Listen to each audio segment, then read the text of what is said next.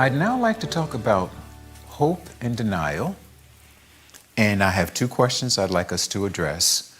One is,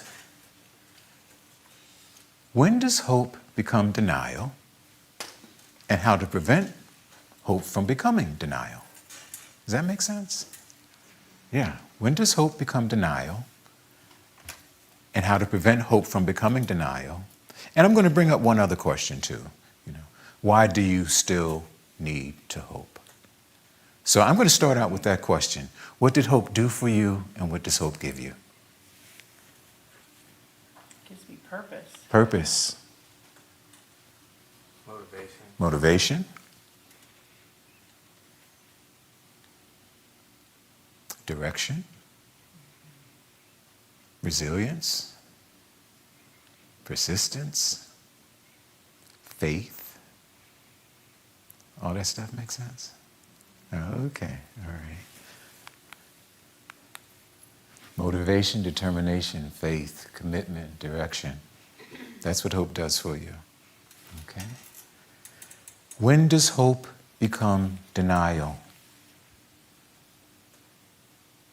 And by denial, I mean not being able to accept reality or avoiding reality.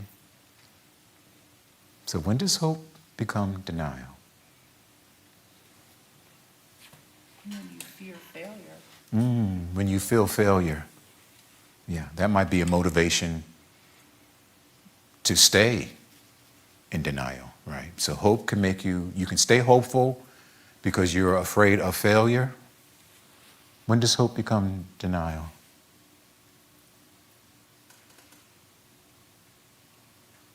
How about this one? When you're unable to plan for the worst.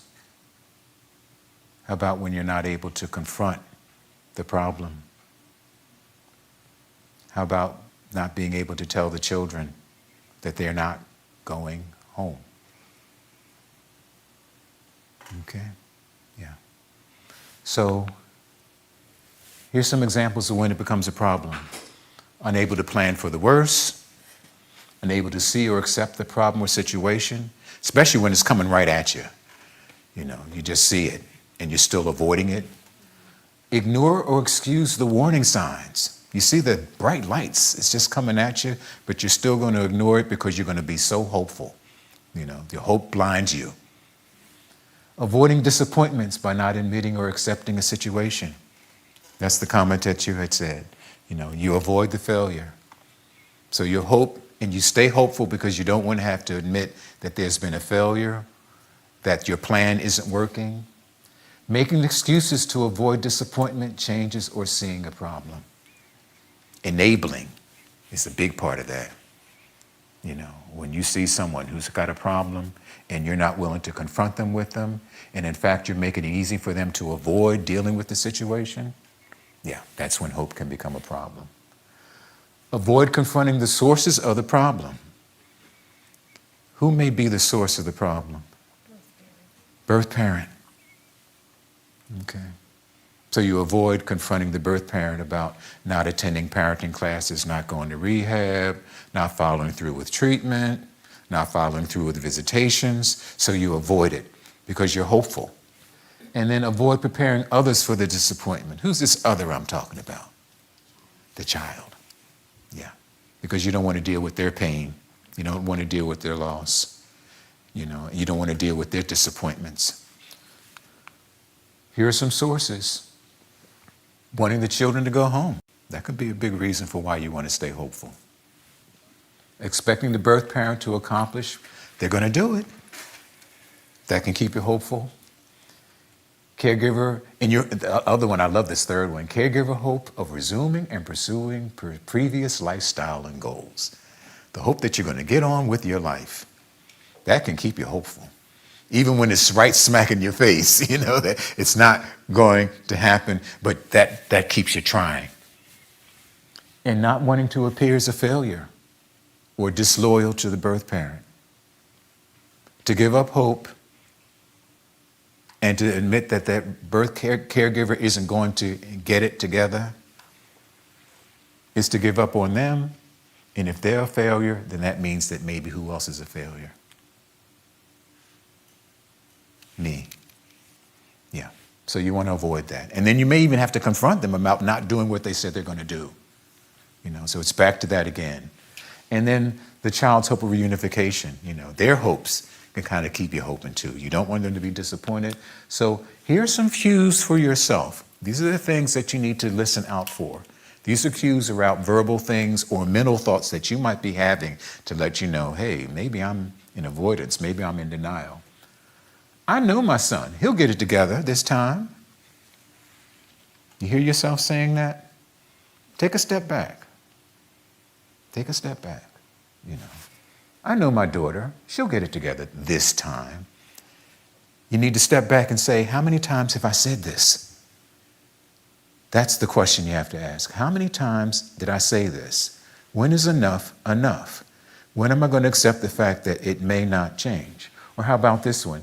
He couldn't have done that. I didn't raise him that way. Or if it's an aunt or uncle, we weren't raised that way, and he told me he didn't do it. How many times have you said that?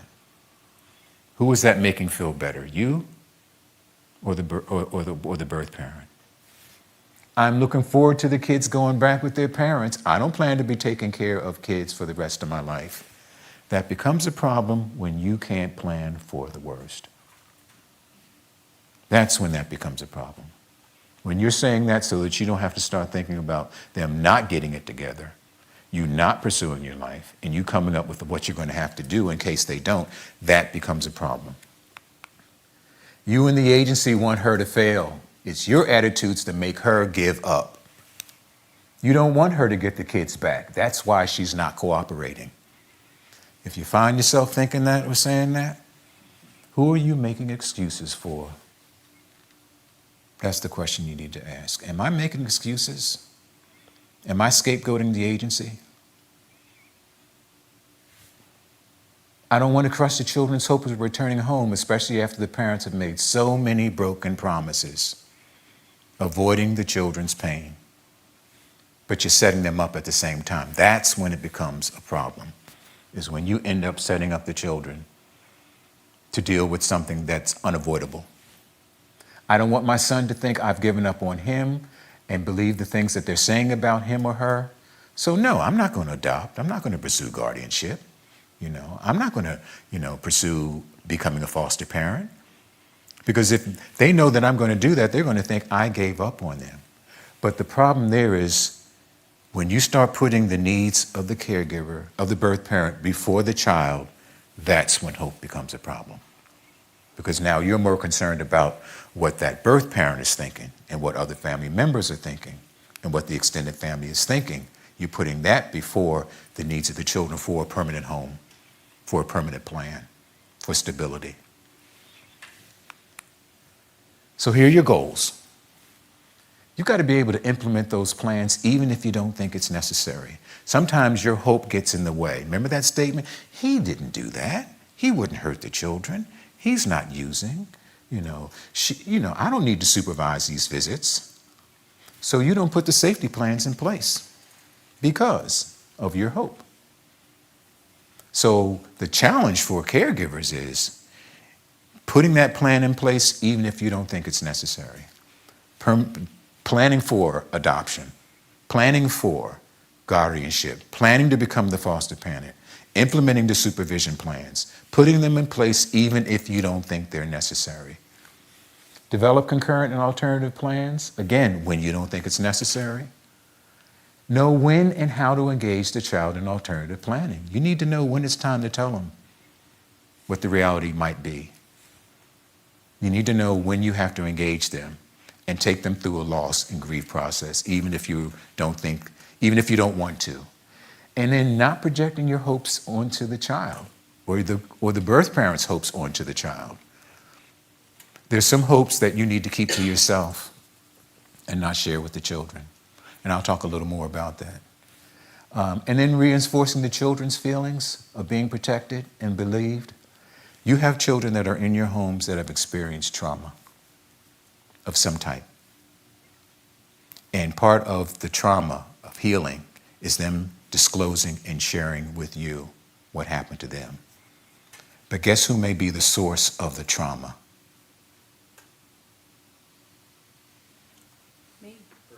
birth parents.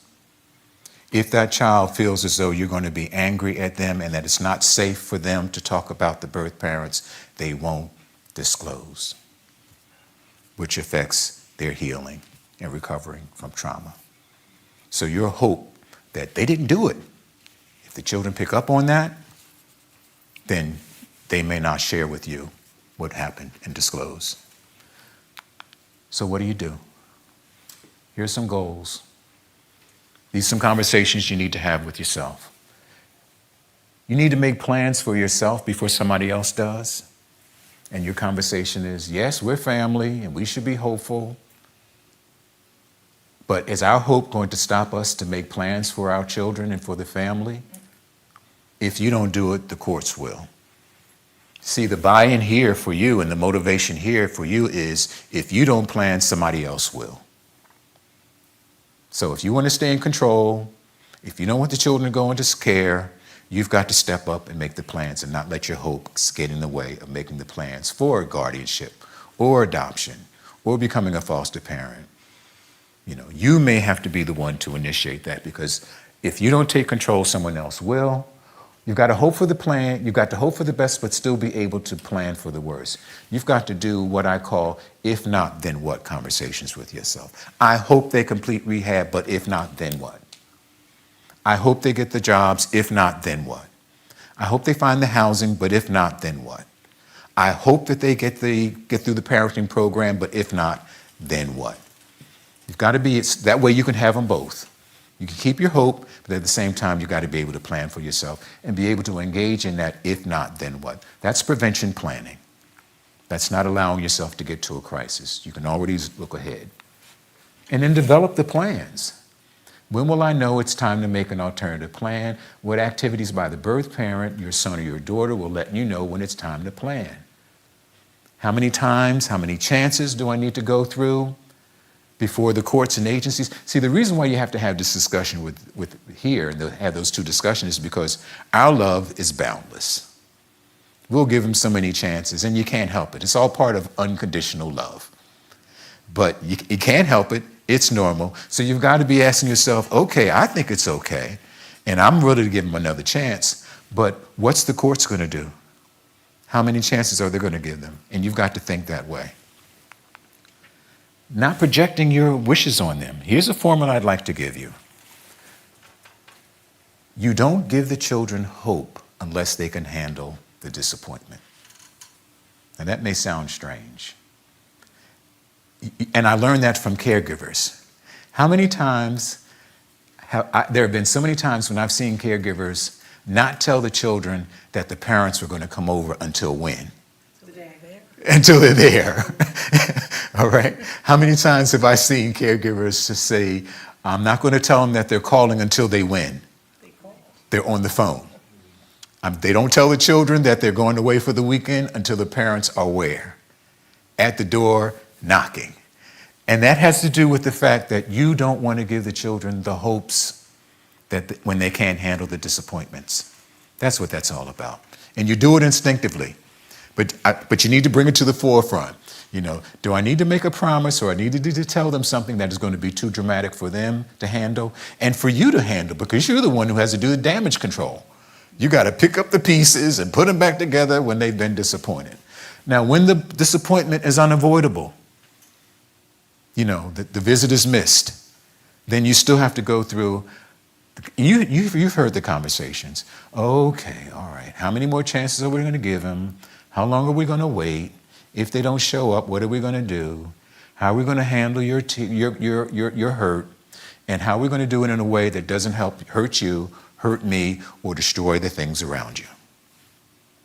Those are the conversations that you may have to still have with them. But it means being able to see that it's coming and planning for the worst, even if you're hoping for the best. And you've got to be able to implement those safety plans.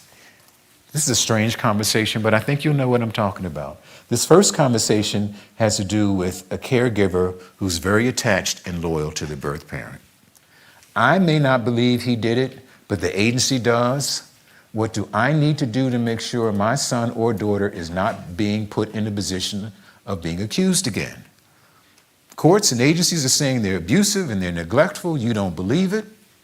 So what do you need to do to make sure that they won't be accused or put in a position of being accused like that again?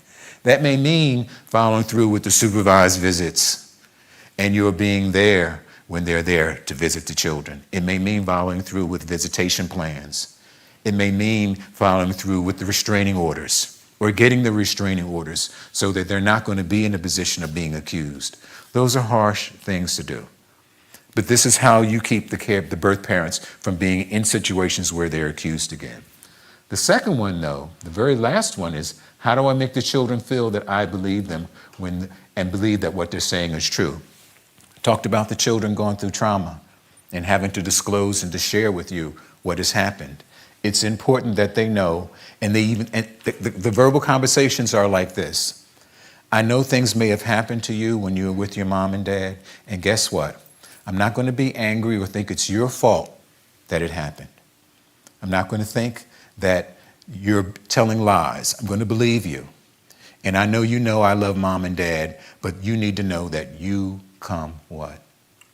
First. That's the dialogue that you need to have with the children when they're disclosing, so that they feel that they are believable. So in summary, always hope for the best, but also make alternative plans in case your hopes don't become reality. Hope becomes a problem when you're not able to do alternative planning. Having hope and alternative plans at the same time does not mean that you're confused or being disloyal. Just because you've come up with the plans and have the conversations of if not, then what, doesn't mean that you've lost faith or belief in that that birth parent. Doesn't mean that you're being disloyal to them, but it means that you're just being proactive and you're being preventive and you're planning just in case. And you're placing the needs of the children before who? The birth parent. That's all that planning means. In summary, hope becomes a problem when you're unable to make alternative plans, and that might mean that might be necessary for your safety and for the children's safety as well. So maintain the hopes, it's okay, but be prepared to do a if not, then what conversation with yourself. That helps you control and maintain the denial. Okay? All right, thank you.